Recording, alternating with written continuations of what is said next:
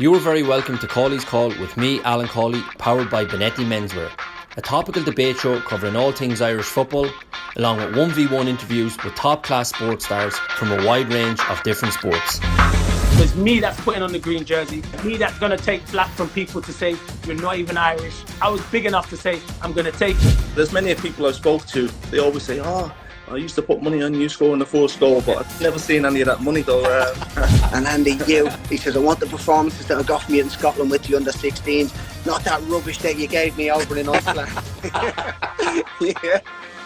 Hi everybody, you're very welcome to another episode of Cawley's Call, and we're carrying on the live chats that have gone so well for us so far. So I'm absolutely delighted to announce that in conversation with us today is Mr. Tomás Ó'Sé. Tomás, good to see you, how are you? Good, Alan, good. Thanks, Yeah. Thanks for having me.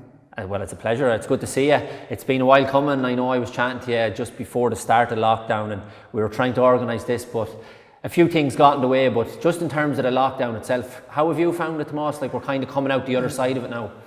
Yeah, I suppose it was very strange. Look, nobody saw what was coming. Nobody knew what was connected with it, like in terms of a lockdown, having to stay at home, you know, stuff you'd see in movies. But I actually enjoyed it in a way, because we had a small little baby in the middle of it, and everybody was at home, so it was kind of very good in a way like that. We were able to support each other at home, and you know, we a good bit of space out the back. Kids were happy out. I'm a teacher, so it was kind of just strange getting into a routine, and once we got into the routine, it was grand, you know, and glad to be out the other side of it now, and things are kind of opening up as well. So, and the football is back, so you know, it's great, really. Yeah, you just mentioned a new arrival there, and congratulations. Obviously, a little girl, and hope all is well with her as well. But I've been interested speaking to people since the lockdown, Tomás, just in terms of dynamic with everybody and how each person has found it. You're the first person I've spoken to that had a new arrival during the lockdown. So I suppose, what was that experience like with the hospital, getting her home, all that kind of stuff? Was it different to before, or was it the same? The hospital, I thought the lockdown was going to help me in that I wouldn't be allowed in there. And I thought, I won't have to go into the hospital for that sounds cold, but I was in there. I was in there 12 hours. I had to go duck out halfway through for a pizza and all that. It was actual fine inside in the hospital, safest place you could be. And when we came home, they kind of got you out a little bit quicker, a day earlier. And we were at home, inside in our own place, and it was just great. And I think the fact that people couldn't visit, you know, you obviously love to see family coming and all that, but that pressure wasn't there either. Yeah. And the kids got fierce time with the new sister, so it was great. And she's healthy out, that's all you could hope for. You know, you could start talking about this and that, but she's healthy, and she's fine out, and she's feeding away now, and she's getting bigger, so it's brilliant. Like, and it was nice that the lockdown, because I would have been back working straight away. Okay. Alan, I wouldn't have been there half the time, so it was great the way it worked out, actually. Yeah, I think that's what a lot of people, I suppose, has found throughout it, and myself included. I have two little ones as well, and the amount of time you got to spend with the kids, which is absolutely brilliant, and it's one of the main things that I loved about it as well. But as you say, we're coming out the other side now. There's lots happening. We've a feast of sport ahead. But just in terms of your own career, Tomás, obviously we've done a lot of these chats with all the different sports people over the lockdown period as well. But I want to take you back to the very, very start, and we all know the stellar career that you went on to have. But just in terms of starting off, was it always the dream, I suppose? The one thing I found, even I spoke to Colin Cooper a few weeks about this, was it always a dream of a young Kerry lad to grow up and play for, I suppose, the county team? Or is there other dreams in terms of other sports as well, maybe further afield, would it be soccer or rugby, whatever the case may be? But that kind of, as I say, that ambition to go on and represent your county, because it seems a little bit more important to Kerry people than other people around the country.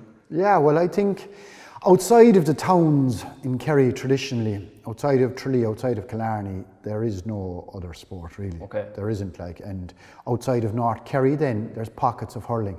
So take it, we're in West Kerry, we're about an hour from Tralee, an hour from Killarney, and growing up, there was no hurling, there was no rugby, there was no soccer, there was no basketball, there was nothing. So it was just football, and the local club in Gaeltacht, you started off at under 12. There was no under 7s, whatever it is they go now, which there is, but back then there was nothing. And geez, we were born like the length of 100 yards and Paddy was across the way. And that time, I can barely remember it, but I remember the cup coming home.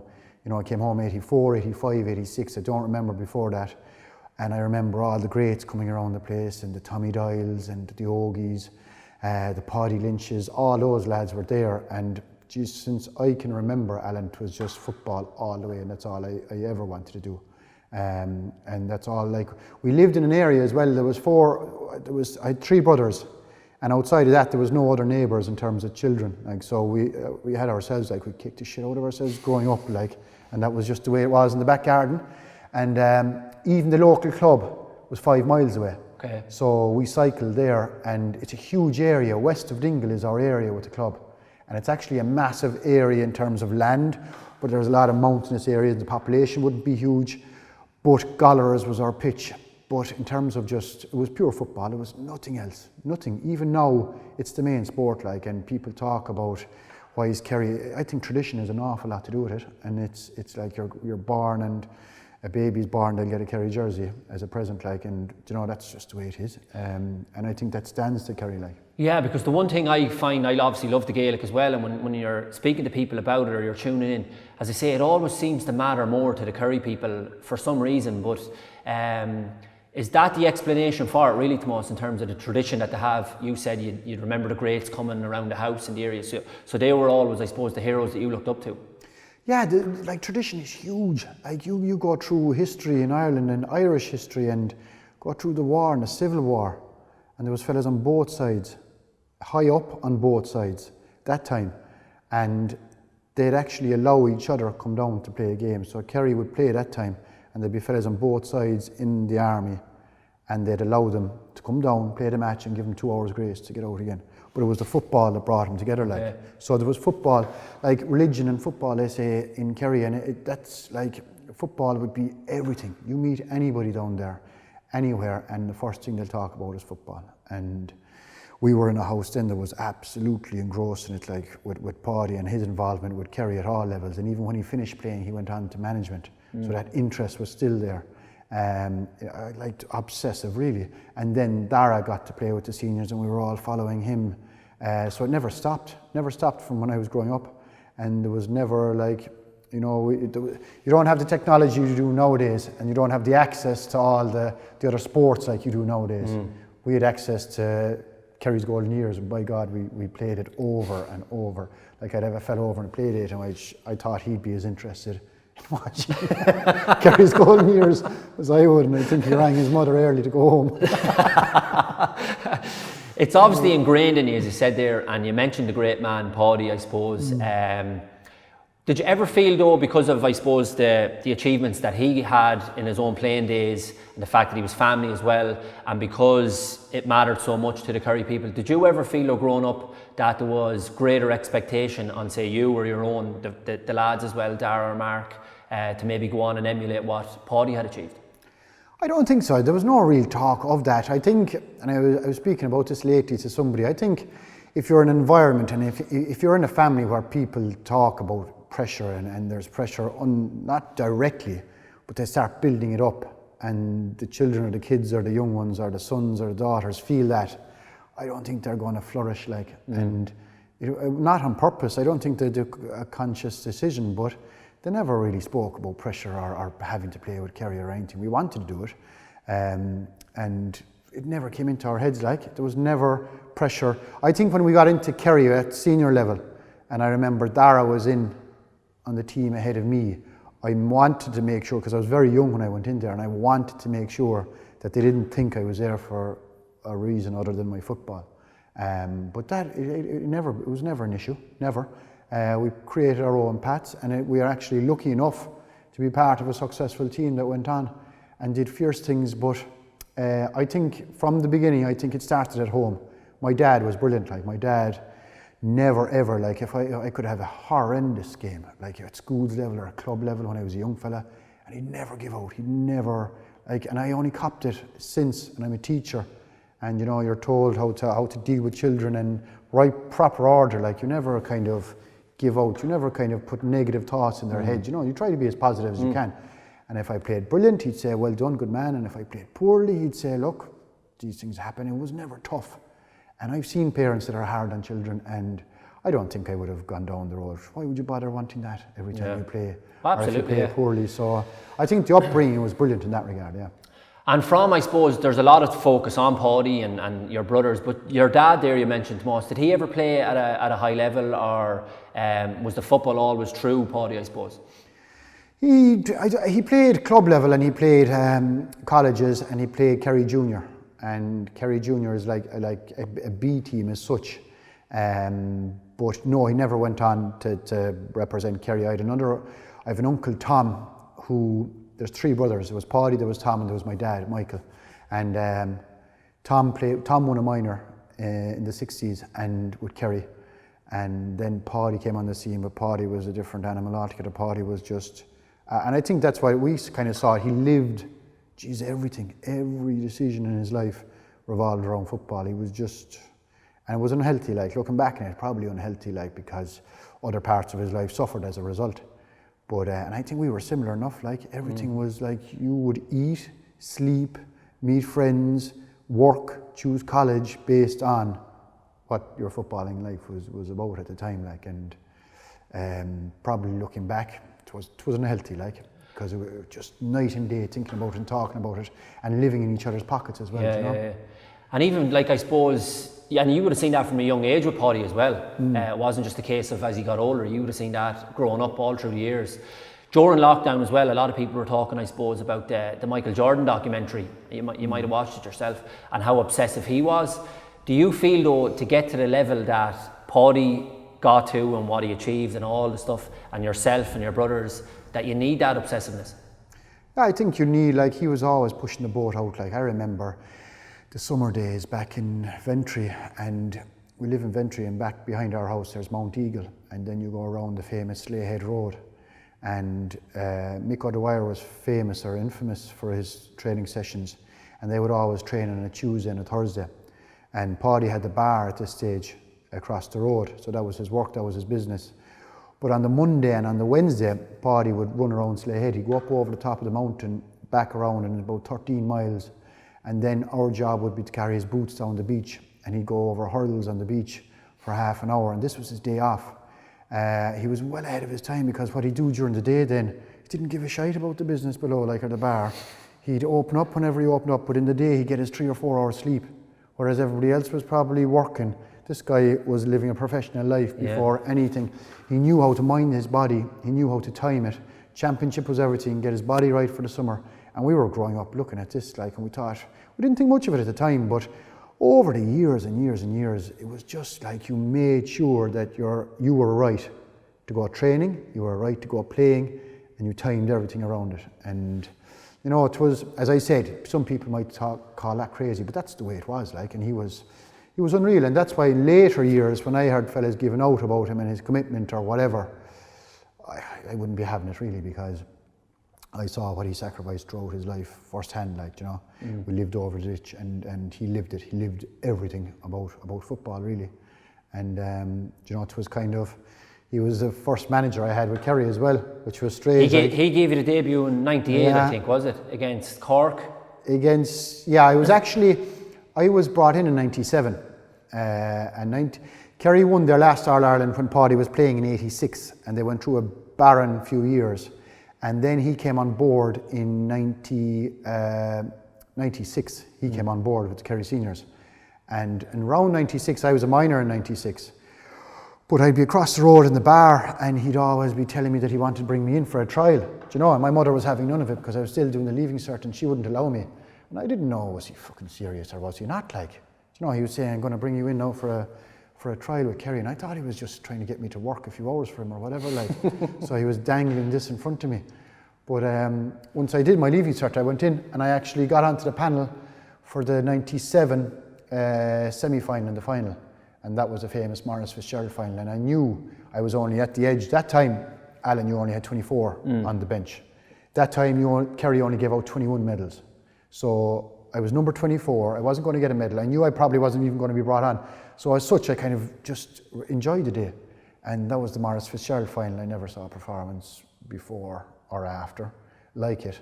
But that was me into the panel, and I knuckled down because I knew with the connection with Paddy, with the connection with Dara there already, that I was under pressure. Do you know, I was taken off in my first game in '98, my first start in championship, and it was huge. It was Cork and Killarney.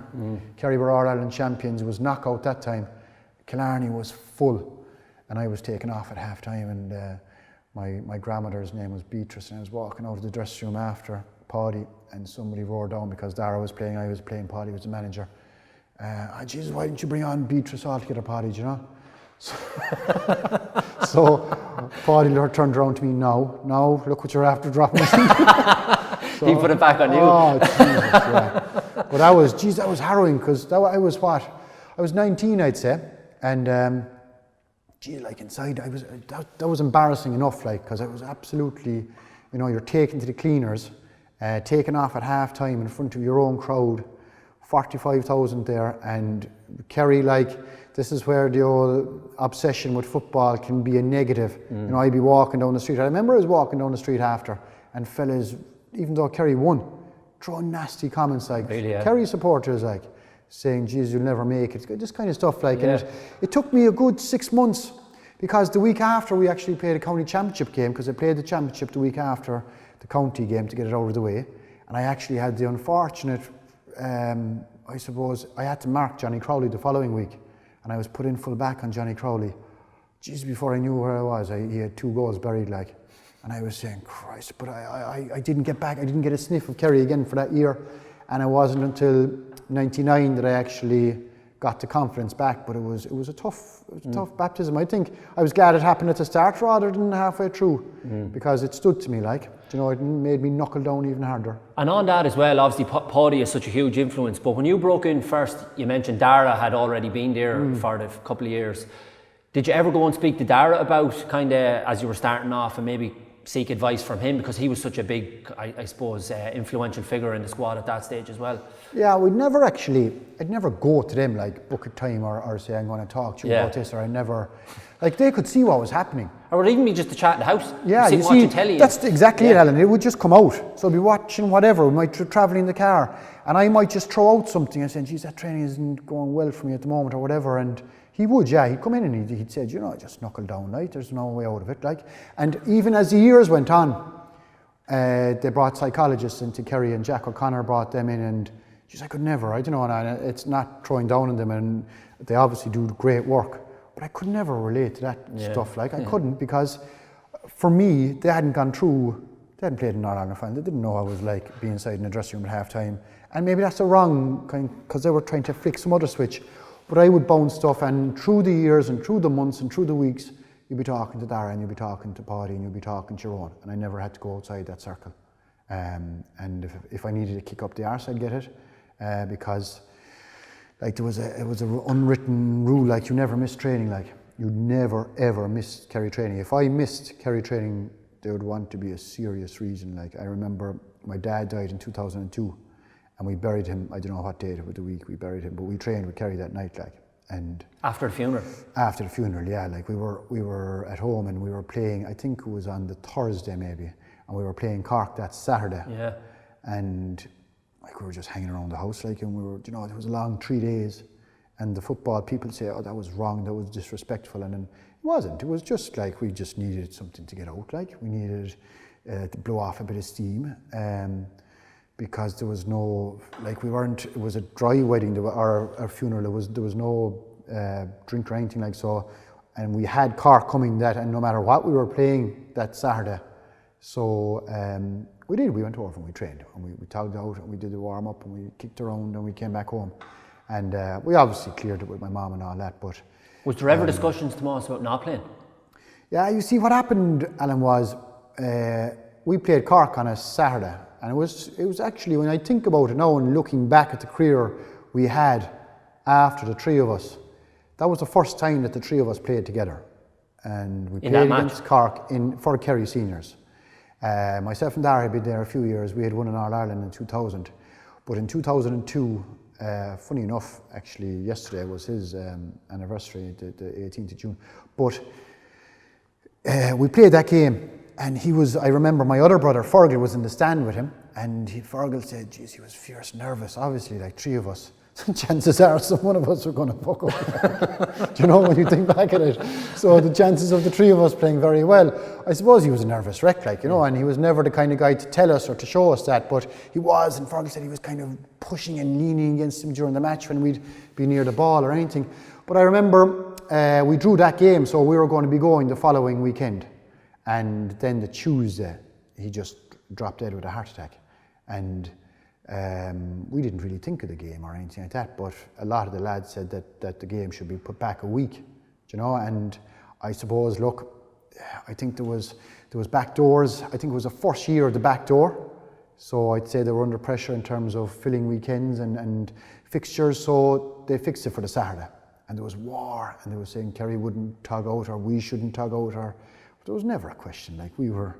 You were always going to tug. We were always going to tug out. And even though Paddy, obviously, it was his brother as well. Exactly, yeah. Was there ever discussions between yourselves and Paddy about maybe not playing her? I know, I think, geez, like, it was more discussions amongst other people and outside of the family. There was never a kind of a sit down, or what do we do kind of a thing. It never came into it. Like, we were going to play the game, and that was it.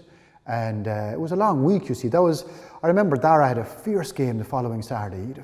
He had a powerful game. He was captain. It was a long year because we actually eventually lost to Armagh by a point. And it was sickening because, you know, you played for so long, and your brother was captain, and your uncle was manager, and your dad died in the middle of the summer. It was just a long summer, like.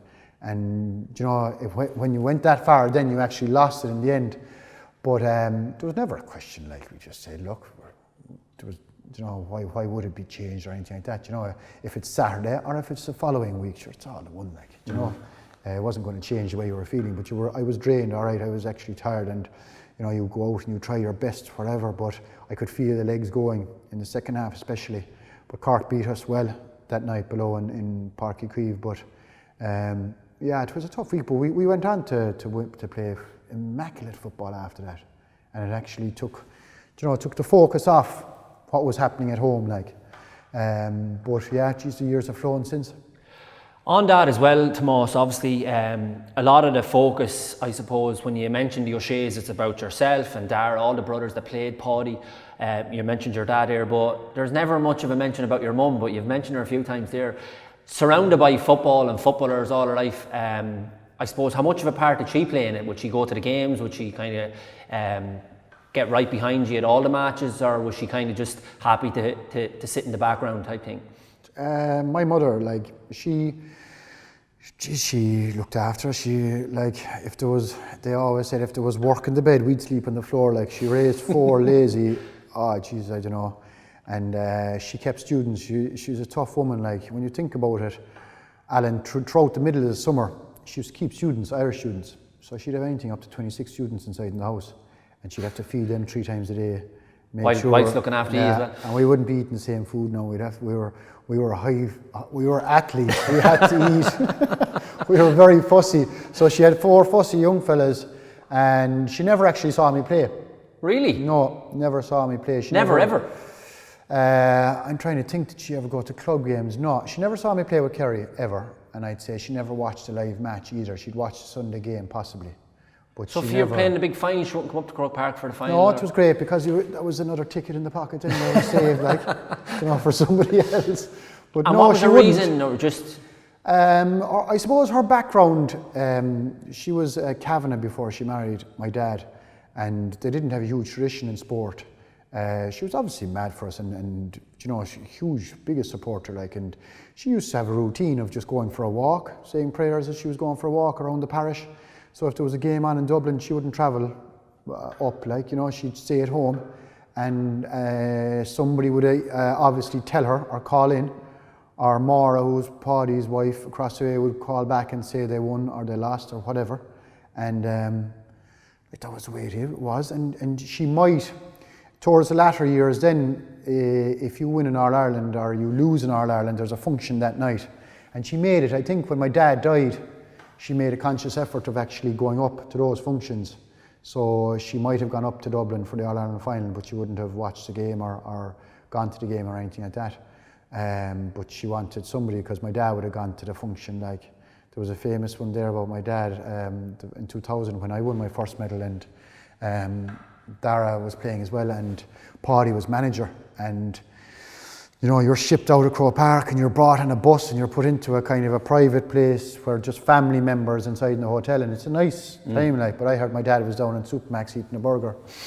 He wouldn't even treat himself to a steak. He was very tight. But he could have been in there. But I'd say he was happy out on his own, you know. And he had a lovely way about him, like. He was very kind of calm, like a relief for him, probably, that everything went well in the final, and that was just delighted, to get away for him for a few moments by himself. Fellas were saying, why aren't you? I remember meeting him the same night, like, and they're the small little things you take, like. But there was good memories those times, yeah. Another player that you mentioned here, and I was mad about him, I suppose, before I loved the Gooch, but before the Gooch was Maurice Fitzgerald. Just how good was he, Tomás? Maurice was on a different level. Like, Maurice was the best kicker of a ball that I've seen, like, full stop. Outside of the left, outside of the right. He was a nightmare, because if you were playing against Maurice and Maurice got hold of the ball and you were full sprinting, marking your man on the complete opposite side, you say, oh Jesus, because Maurice didn't need anything. Maurice, like, if there was a yard between you, he'd still try to pick out, and more often than not he would, like. Do you know what? He was unbelievable, and he was the best guy, Alan, I've ever seen. If a guy was sprinting, it's very hard to pick off from the other side of the pitch in flow, so he has to kick it maybe 5 yards ahead of him so that he's collecting it on the run. Maurice could do it. And he had that skill. Bang, every time, like. He came into a Kerry team that weren't too successful. He came in during the Barron years, but he was able to kick scores. He had the tan legs. He was quiet. He was South Kerry, like. You had Jacko, you had Mick O'Connell, you had Mick O'Dwyer, you had Maurice, all from the same neck of woods. Like, I was talking to Jacko recently, and Jacko, Brian Sheehan and Maurice Fitz were all in a 50-yard radius in Cahersiveen, living beside each other. And it's strange, like, three of the best players, like, that played with Kerry. But Maurice was, you know, he never courted publicity. He never spoke to the media. He never retired. He never retired? He never actually officially retired, no. But he was a genius. Like, he could do things like, and you talk about the Gooch, talk about Seamus Moynihan, talk about all the great players, but I don't think anybody reached the heights that Maurice reached. Like, you look back at the 1997 final, and Maurice he was on a different planet. Like, he was just. I was going to ask you that, like, when we maybe got up further to the Gooch, but now that you mentioned it, would you have Maurice as the number one? Yeah. I don't know. I'm always asked the same question, and geez, like, you have, like, Spillane was unbelievable. You had Jacko, you had the fellas I always. Depending on what form I'm in, I'd pick somebody differently. The fellas I played with, I'd normally go for Seamus, Dara, and Seamus Moynihan, Dara, and Colm Cooper, like. And you know, and it just so happens one was a defender, one was a midfielder, and one was a forward, and different types of players. But our three main players that we had, and Maurice had played with him from '97 until about 2001, I'd say. Or 2002 maybe, I'm not sure what year he stepped off. He wasn't there for 2003 against Tyrone. But I mean, like, even that kick above in Thurles, the sideline kick. Oh, the best kick I've seen. Unbelievable, yeah. In any sport, really. And you can talk, and there are, obviously, somebody could pop up something like, we watched Michael Jordan in that documentary and he took big shots, but, like, none was bigger than that, purely for the fact that it was the last kick of the game and we were a point down. Incredible. If it was a drawn game and he missed, grand. We actually needed it or we were knocked out. And, you know, Tommy Carr roaring, I'd say he was wishing him the best into his ear. But did you fancy him for the kick? Did I fancy him? I don't know. I think I was sent off the following match. I think I don't know. I thought there was more time left. I actually thought we'd be getting another kick out. And I think it was blown up straight away after it. But no, he was the man for the big occasion. Even in 2000, we won the All-Ireland again. And he came on in the semi-final against Armagh. We had a replay against Armagh, and he was the guy that settled it. He banged the goal into the bottom corner, and he took a free then that was key as well. And he just loved pressure. Some of those fellas, Jordan, like, they just loved, they could just chew it up. Tiger, like, there's these fellas that can actually do that, never flinch, and he was one of them, like. You mentioned 2000, and that was the first year that you won the All-Ireland, Tomás, and you went on to win 5 in total, which is incredible, really. But just, I suppose, because it's your first one, is that the most important one, or the most, I suppose, the one you treasure most out of them all, looking back, or would you have a favourite? I think it was like a monkey off the back, kind of such, because I was involved in '97, but I didn't get a medal. and I was in the panel, but then 2000, like we went through 98, 99, nothing in 2000 then was huge. And I think the manner in which we won it as well, we had a draw against Armagh in the semi-final, and we had a draw in the final against Galway. Yeah. And yeah, it was huge. It was very big because, do you know what it was more than anything? And I could go home, I could go into my own parish and I could say I had a medal, like, you know, because they do, like, in and Kerry. Is the likes of that, would that be weighing on you? Like, it's interesting you say that, because I know we touched on the tradition and the history and all that kind of stuff that goes with it, but is that something up until you get your first medal that would be playing on your mind? Oh yeah, I think, like, in Kerry, that's what you're actually judged on, what you've won. And every year, like, there's different counties would have, and it's not an arrogance thing, it's just what's kind of half expected. And, you know, with the players and the teams that they had down the years, every single year I played with Kerry, the goal at the start of the year was to win the All-Ireland, and it was a realistic goal, like. And I'd say in the noughties there, I'd say we, over the 10 years of the noughties, we got to 8 finals. So there was, like, it was realistic to win, but definitely having it in your pocket, there was a bit of a release in terms of, yeah, I don't have to worry about that now, I have a medal. But then there's just an insatiable hunger every year, bang, bang. And then when you lose, losing is just, everybody dices everything. And there has to be, some fella has to hang for it, some fella has to be at fault for it. This fella won't do, that fella won't do, get rid of him as a manager. And I think that's when Paddy came out with his famous statement that there were a shower of animals, like, and I'd agree with it, like, I would. Okay. But I think that's in every county. Yeah. I think, like, there's great supporters in every county, but if you can tell me, like, I've seen it, there's even dubs, like, as successful as they are, it wouldn't take long for them to get on a fella's back, like, and that's just the nature of sport, I think. Is that something then that maybe turned Paddy off towards the latter years? Seeing that side of it, because in those, after winning in 2000 was the defeats to Tyrone and Armagh, was it in 2002, 2003, which obviously wouldn't have went down well. Is that something then where you do see the other side of it and them turning, and was that something that Paddy, would you ever discuss that's a part of it that you didn't like? Well, I suppose, like, that was at 3 years there. There was 2001, 2 and 3, and there was a good Kerry team there. And we hadn't won. In 2002 we lost to Armagh by a point. 2003 we lost to Tyrone in the semi-final, and then 2001 we lost to Meath. We got hammered. 5 points I think Kerry scored on the day. It was absolutely, nobody could see that coming. I was missing it through suspension. And then 2002 we lost to Armagh. 2003 we lost to Tyrone. So the pressure had just, there was pressure there in 2002 before 2003 even landed. And if you don't show the goods in Kerry, you have to walk the walk, like. And I think the pressure was on Paddy that 2003, and when Tyrone actually beat us above, I think the writing was on the wall, because there was pressure on him in 2002 after Armagh. And I think it was that famous or infamous interview he did, where he called, people wanted him to go that time. And, you know, it was kind of hard, because, Jesus, like, he's your uncle, and you know what he sacrificed throughout his life for it. You know he wants to complete and everything the best for Kerry, like, but it just wasn't happening for us. And I think that was a change in the style of football at the time, with the emergence of Armagh and the emergence of Tyrone, and they worked as a unit more defensively, more so than any teams we had met before. I'm not saying they're as defensive as teams are now, but they were. And it took Kerry a couple of years to get around this, and I suppose that was the emergence, really, Tomás, of the blanket defence type thing that we had that time. Well, and I suppose the expansive way that he always wanted to play the game, and the Kerry traditional way, you probably found it difficult, did you, up against those northern teams? You did, like. It was strange when you saw corner forwards that were sprinting back the field to defend or following it back, like. And to be fair to Tyrone that time, and Spillane famously described it as puke football, like, they didn't set their forwards back there, they chased back, like, and that wasn't seen before, like. And every team does it now, every single team. The Dubs, Paul Mannion will be on his 13-yard line defending just as quick as anybody else.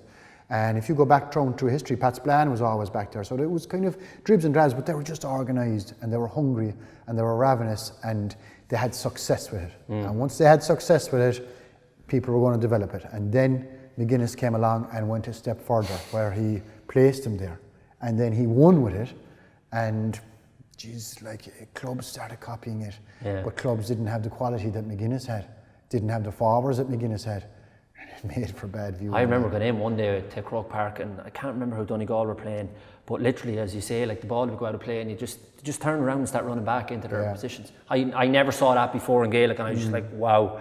But as you say, he came up with the goods, so it's they had the ability. They had the ability to turn possession and go and kick it through the lines, and before you know it, 10 seconds score up the other end. And club teams couldn't do it, and other county teams couldn't do it. But they thought by getting the defensive stuff right that they had a chance of winning, and they did, because Tyrone kept it very low scoring for a number of years, but then the Dubs showed everybody how to beat that kind of stuff. Thank God for the Dubs. Thank God, right, yeah. You mentioned Aaron, obviously Paddy, that was, he bowed out then after that time, and Jack O'Connor took over, and he went on to have unbelievable success. I suppose, how much of a part did Jack play? He had great players as well, but him coming in as the new manager, did that give you a boost as well? I know you would have been sorry to see Paddy go, but just in terms of your own personal days as well, was that something that it was probably needed at the time? Yeah, I think like we won the league and the championship that season when Jack came in, and he brought in a professional outfit with him. He brought in Pat Flanagan as a coach, and Pat was doing stuff with us that we'd never seen before, and he was a start of, I think, the coaches having a way more of a say in terms of the fitness, and you know, he set out a program for us, and we were around a few years at that stage, and we were kind of cynical enough towards it, and we didn't like change or anything like that. We thought you had to train a certain way, very, very hard at the start of the season, kill yourself, and then tip away and peak here and there. But he had a different system of working it, and that was a big change, and it took a while for us to trust Pat, but we did. And he told us, I remember he came into the dressing room and he says, by September, he says, you'll be lifting. And our best performance was the final in September.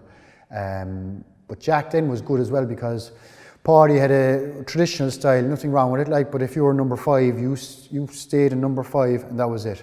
Whereas Jack came in, and Jack played to my strengths. I had a good season with the club that year, and I was attacking a lot more, and Jack was promoting that. Go.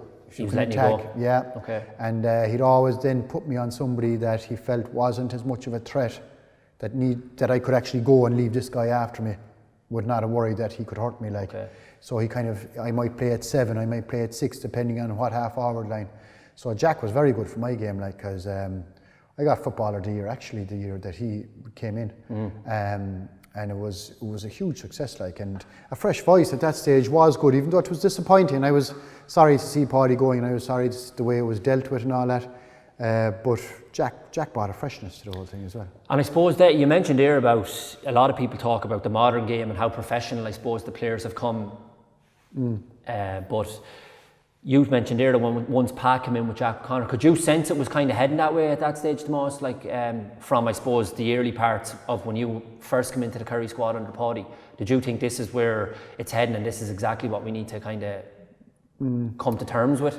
Well, yeah, it was the kind of beginning of it, like weights and all that crack, and geez, I didn't... You weren't a fan of that stuff? No, it's not that I wasn't a fan of it, but I thought, like, do the weights like inside the session, like the fact that we had to do weight train on a Tuesday and a Thursday and a Saturday, and then do our weights on a Monday and Wednesday, like it was becoming 5-6 days a week, and like we weren't used to that. Like under Paddy's time, the weights weren't like you do it, like, and I remember Paddy training on the beach at home, and it was all press-ups and sit-ups, and it was pull-ups, and it was, and they're actually going back to that kind of stuff in terms of, it's funny the way, but then there was teams up, you see, Alan, and it's like anything, whatever team win, everybody looks at that team, and Armagh at the time were a big physical team, but I think you have to have the confidence to trust your own ability, and you know, we jumped on that bandwagon and we were powering weights, and there was fellas on our team that were powering huge weights, but I tell you, they wouldn't put the ball over the bar when you needed them, like.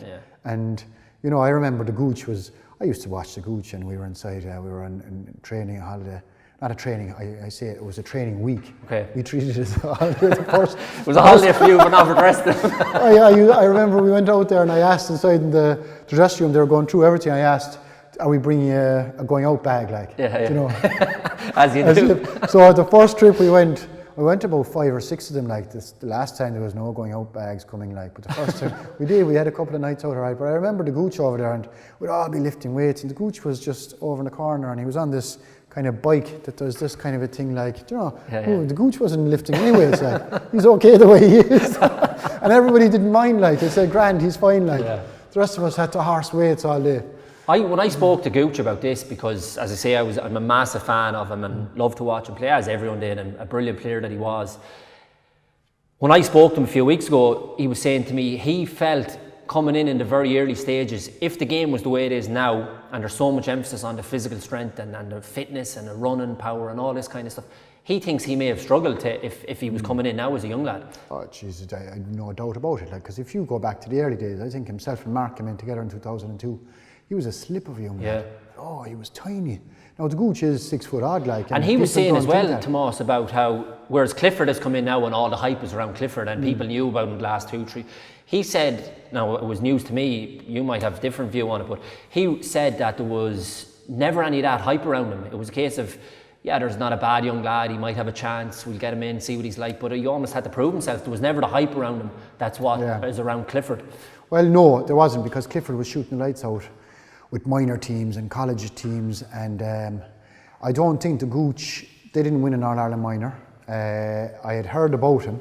I remember I came home after an All-Ireland, and we go into the Tatler Jack bar in Killarney, and Eddie, the owner of the bar, was a selector with Kerry down the years, and we were inside there, and I came in after one All-Ireland, and there was this fella, he couldn't see over the counter. All he could see was the 2 big ears and the red head, and it was the Gooch throwing out pints inside the counter. And Eddie said to me, he says, this fella will win you All-Irelands. And the Gooch was only, I'd say, 13, 14 at the time. And I was there laughing away. No, he was probably a little bit You've probably heard older. that many times before. But that was him, but they had seen it. But around the county, like he was so light. You compare him physically to what David Clifford is physically right now, and that's just a follow-on to the preparation young fellas go through now, Alan. Like, they're way more developed. Like, our own Dara wasn't fully developed until he was 24, 25. You have minors ready to go into a senior panel now, and you can say that's right or that's wrong, and there's too much time spent developing them physically rather than let them play at that age level. But the Gooch was still special when he came in. Like, you know, he just had movement. He was like, he was unbelievable, his skill level and what he could do. And like in 2002, geez, I would argue if he was 10 stone. Really? I would, I'd say he was so small, like, but you wouldn't crush him because you wouldn't get a hold of him, like. But mentally, he was obviously very tough, because if you're that light physically, he must have something about him to go into that environment, and he would have been a marked man as well in terms of the defenders, obviously trying to stop him every way possible. And sometimes you look at forwards now, do they really get the protection that they deserve? Like in some cases, so he must have had a lot about him mentally as well, to obviously go on and achieve all that he has done.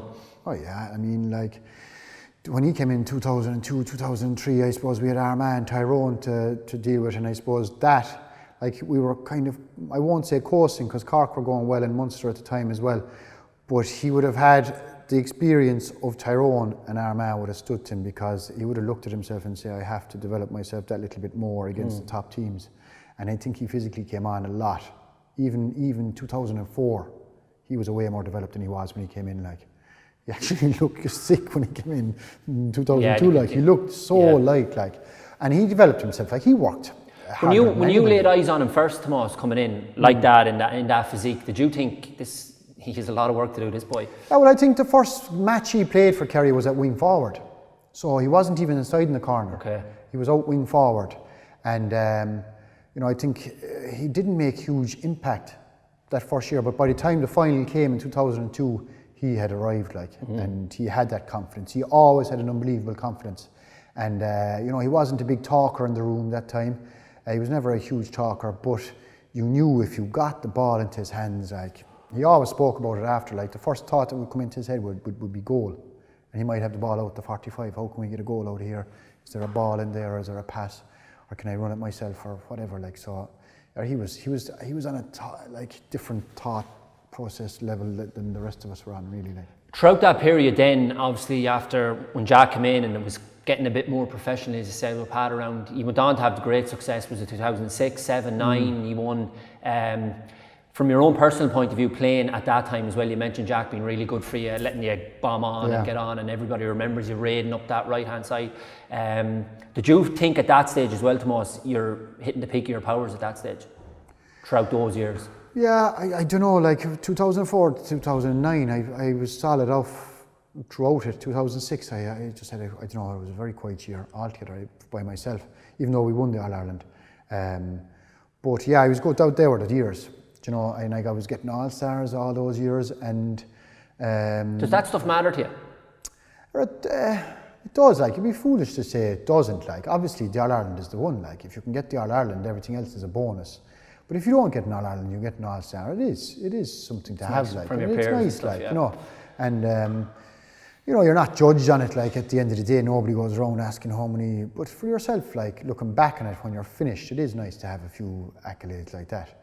But those were brilliant years. Yeah, we didn't realise. I don't think you appreciate it when you're inside in the middle of it what you're actually doing. Like, but like we did. We contested All-Irelands every year, and you know, Tyrone were the one nut we couldn't crack. And I suppose looking back on it, like they were a serious outfit. Jeez, they had the mixture of hardness and skill. They had great forwards. The best forward line I ever played against. Canavan and Doer and McGuigan and Mulligan. And Stephen O'Neill, like serious forwards, like, and you know, we couldn't. Every single time we were confident enough coming in against them every time without being cocky, but they had this ability to just lift it on the day, and you know, that's you can't buy that kind of ability like that. And I'm sure that was something that you would have analysed and went over. How do we beat them? How do we do this? How do we do that? What is it to have over us? Even looking back on it now, can you put your finger on what it was they had over you? Or well, looking back on it, Alan, I think, I think we were naive enough sometimes the way we played.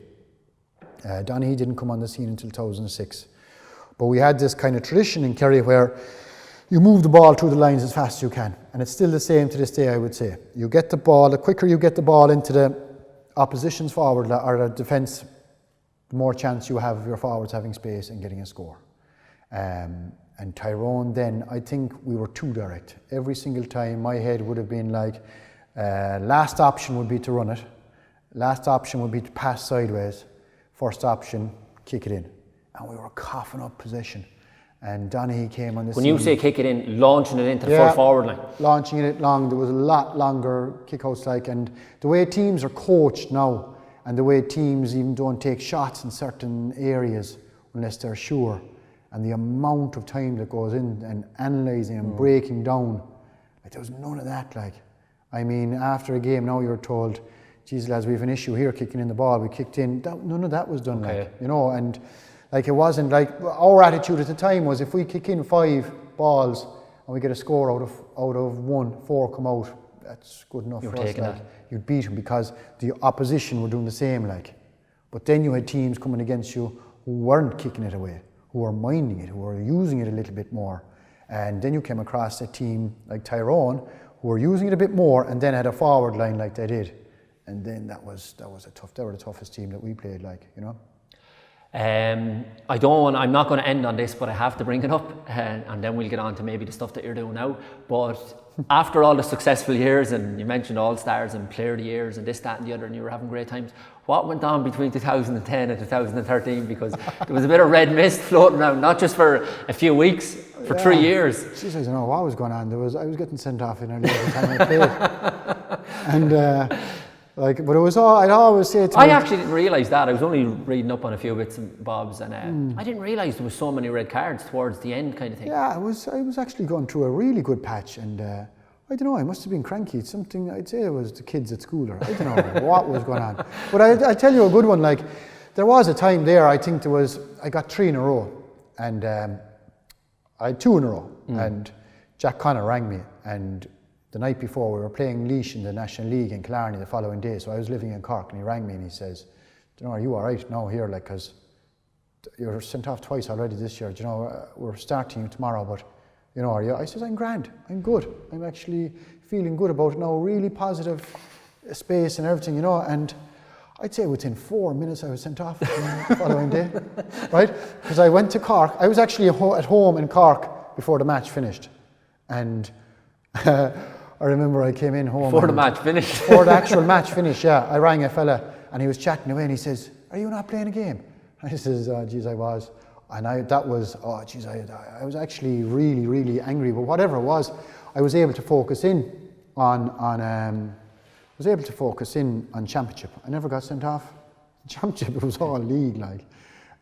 So, you know, and the only games I missed, I never missed a game in whatever, 16, 17 years inside there. I never missed a game with injury, ever.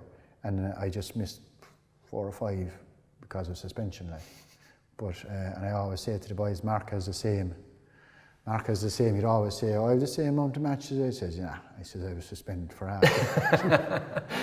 And would Jack ever, you mentioned earlier that he obviously rang you up about playing in the next game, but would there ever be a case of, I suppose, the accountability and having a coach or having a pop? Would that go on in the GA dressing room, or even amongst the lads? Would any of them pull you aside, Dara or any of the At that stage, I probably would have been my worst critic myself, and I'd say they knew I'd be liable to tell them to get lost if they came at me, because I knew myself. And you were a senior player at this stage. Oh, I was fierce, like I was around years and years. Yeah. So I can't put a finger on it, like it was just snap. I remember I used to have chats with Paul Gavin because he had an issue with it as well. Yeah. And we used to say, like, when the red mist comes, control and self-control is out the window. Like, you're just, I don't know, you're insane at the time and you just bang. The head's gone. And a while, like, I wouldn't mind Alan if I got my pound of flesh out of the red cars. I didn't. Yeah. If I known I was going to red, I would have nailed the fella. Yeah, properly, like. There's all these little rabbit punches or... Yeah. So then, as you say, that went on that brought you up to, I suppose, the period then where you were coming to the end, Tomás, and the retirement, I think, was it 2013? Yeah. Did you know, like I often hear Gary Neville was there on Sky one of the days speaking, and they almost get a sense they know themselves, I'm coming to the end here. I think he spoke about a game he played in against West Brom, and Ferguson it was, I think took him off, and he knew sitting on the benches, that's me done, legs are gone, Yeah. I know myself, I won't play again. Did you ever get a sense like that, or was there ever a plan in place as to how you wanted to finish up or how you wanted to go out or anything like that?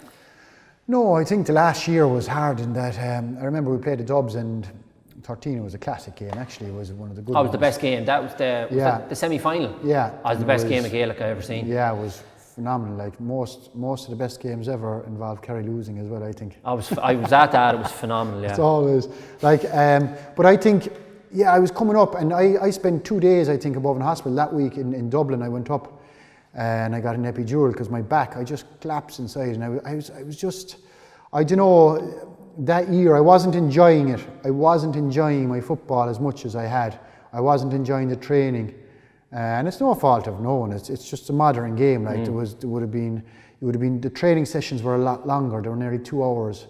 I had a young family at home. After the training session, then you'd have analysis, and they were a lot more frequent, and they had to be done. Like everybody else was doing them, but like you'd leave home at 4:30 in Cork, and you'd be back around 11:30, 12 o'clock at night. Okay. And I wasn't getting the same kick out of it, like, and I still enjoyed it, like, and don't get me wrong, I wouldn't swap it for the world, but I just found it that little bit tougher, like, and I hadn't any decision made, but I knew I knew I wasn't enjoying it the same way, and we were fully convinced, even though the Dubs were odds on and the Dubs were favourites with everybody, we were fully convinced that we were going to win that day, like, and nobody saw that performance coming from Kerry, but we knew we had it in us, and like Dubs finished very, very strong, but look, it could have gone either way towards the end there, you know.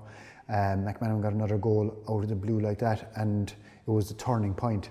But after the game, then I kind of had it in my head straight away, yeah, that's that. And fellas said, geez, because I went on and I played club after for a few years, and the body was in good nick, and I took a full year off after, and I kind of got a bit of freshness back into myself, and I went back playing club. And fellas, in hindsight, would I have been able to stay on? I probably would have been able to stay on for another year, but I don't think I would have enjoyed. I think I would have been fighting it too much. I don't think I would have been enjoying it enough. And they're saying, geez, you won there was another All-Ireland won in 2014. So had I stayed on, you would have got one, but that doesn't bother me at all. Like I had some innings out of it, some career out of it, and some great days, like, and we saw the world, because you get a trip. You get a trip if you get to an All-Ireland final, so win or lose. And we were in 10 or 11 All-Ireland finals, so we saw the world, like. We had great crack as well, and the teammates were absolutely outstanding, and the fun we had off the pitch was, they're the positive memories that you'd have, and you'd even meet fellas nowadays and you'd have a laugh over something, it happened along the way. Thanks be to God there was no mobile phones around that time. We'd all be in jail. But you look back now, Tomás, as you said, no regrets, great times, great days, great players, medals, everything. You obviously did it all, and then you move into the TV side of things and across the other side of the fence, and you've taken that like a duck to water. If you don't mind me saying, I really like and enjoy watching you on every Sunday, and you're really good at it. But I suppose, how was the transition into that? Is that something that you do now and you treat it as passionately as maybe when you were playing? Yeah, I'd be obsessive in nature anyway, like. And I didn't expect it, like, because I think half of the intrigue about it was that I'd never really spoken to the media. Like, I didn't see any benefit ever talking to the media. And some people say, oh, you're doing them wrong there because people deserve to hear. I couldn't see the positive for me to talk about opposition week before a game. I couldn't. Okay. I couldn't, because obviously the journalists would try to dig and get something out of you, and they'll lead with that. And then you're inside in the paper, and then your opposition are looking at it saying, oh, this fella thinks, and the context is changed. So I had no interest in it before or after games, and I used to get out of dressing rooms fairly quick before even media. At that time, media were allowed into the dressing rooms. They'd walk in, you'd be sitting there with a towel around you, and there'd be 4 or 5 microphones in front of you. That was the way it was done back then. So I don't know. When I finished football, Paul Burns was the guy that came down. He said, would you be interested? It never even crossed my mind, because I wouldn't have opened my mouth. And even at home, the lads would have said, geez, of all of us now at home, like, you're the quietest of us. And I said I'd have a go of it. And yeah, I would be kind of obsessive about it. I'd like to have my homework done. I think if people will see through you if you don't. 100%, And I think the hardest thing was when I was with Kerry, I focused on whoever we were playing. Cork, do your homework on Cork. And I think do your homework on Galway, whoever it was. But I think you'd be doing injustice to families and brothers and sisters and players all over the country if you don't give the same respect to every county. Okay. To so-called weaker counties, to know and not just brush them under the carpet, or not know about the top teams, but not know about. That's the hard thing, like. So throughout the National League, you're following everything and how they're going and who's going well for them and who's not, and is there any new young fellas coming online, and because at the end of the day, you'll have the Dublins and you'll have the Kerrys and the Tyrones and the Mayos at the top of the pile at the end of the year, but it's not all about them either, like.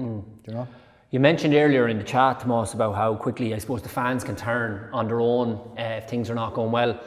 Part of the media job as well and the punditry is, say, you have to comment on your own county, and if things are going wrong or not well, did you ever find that hard? Or lads that you may have known, Eamon obviously was in charge and stuff, and you have to be critical. Does that stuff bother you? It does. Well, you see, I think if I start playing a game and not be honest, and I think I'll trip over myself, because I'm not clever enough to actually pull it off, like, and remember what I've said, like. So if I say something and it's wrong, fair enough. If it is wrong, but I'll say what I think.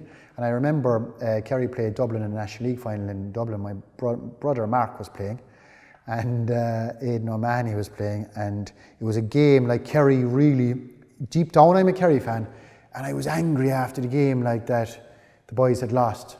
Mark was after getting a hosing off Bernard Brogan.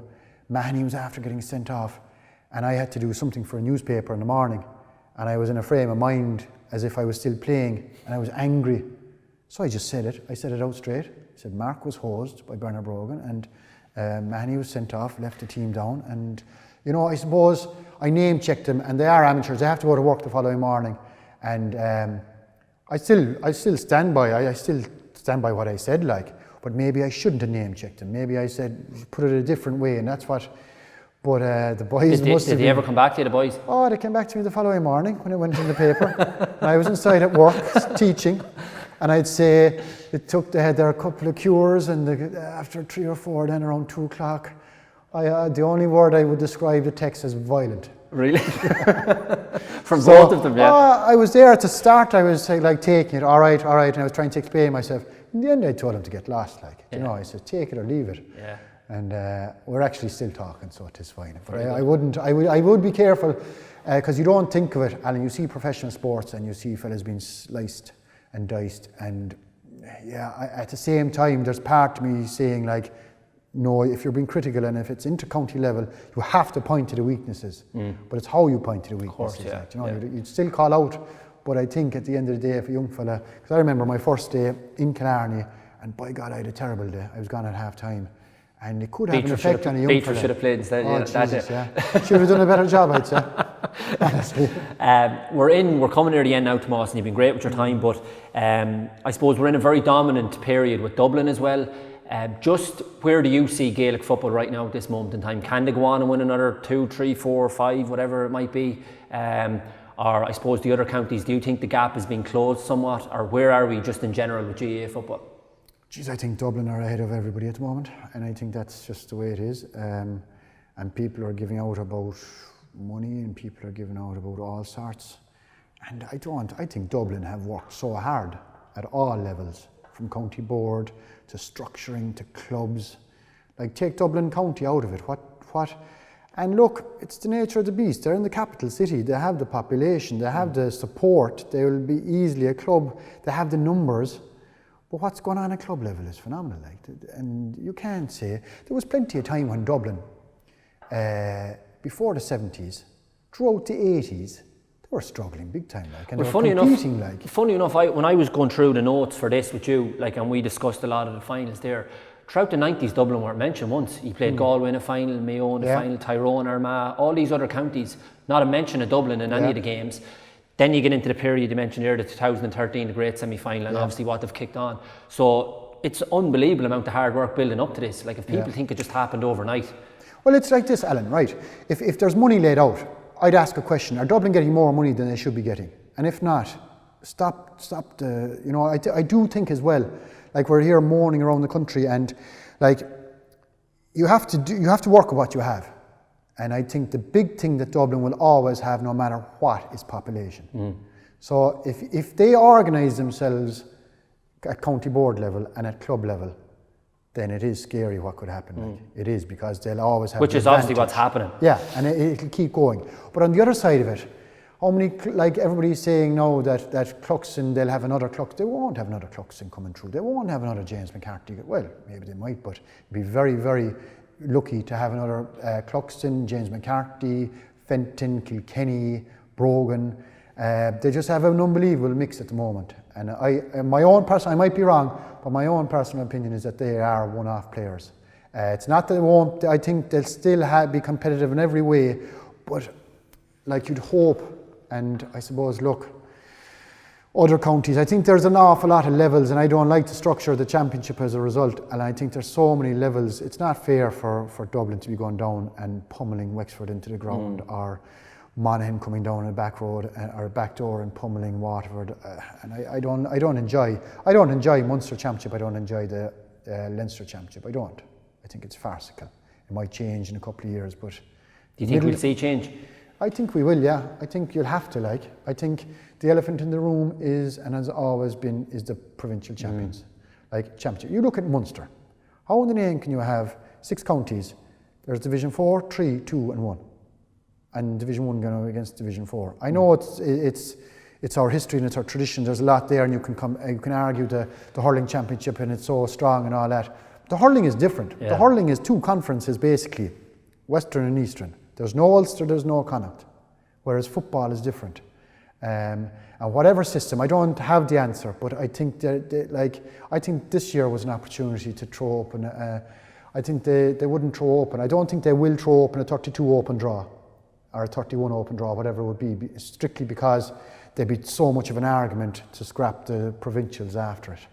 Whereas I'd love to see an open draw this year. I think it's a great opportunity to have it and to see what the actual benefits. You'd have dead rubbers, yeah, but you'd have some excellent games.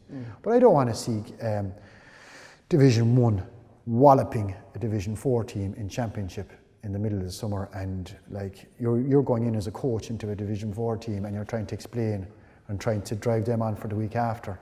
I think have a championship, give everybody a fair crack at it at the start, but then put them into 2 tiers. That's it.